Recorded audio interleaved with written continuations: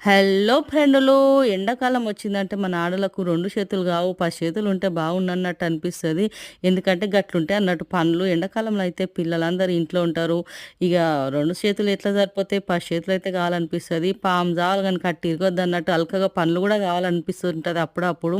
ఈ ఎండాకాలంలోనే గదా పాపడాలు, అప్పడాలు, వడియాలు ఇవన్నీ పెట్టుకుంటాము. ఎందుకంటే సూరన్న అయితే పైనుంచి తన ప్రాతాపం మస్తు దంచి కొడుతుంటాడు గదా!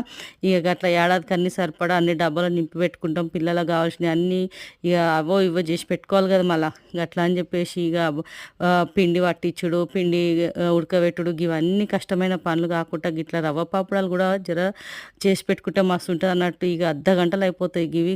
అయితే ఎట్లా చేయాలో నా ఛానల్‌లో పోస్ట్ చేసి ఉన్నా ఆల్రెడీ. ఒకసారి నచ్చితే చెకౌట్ చేసేయండి.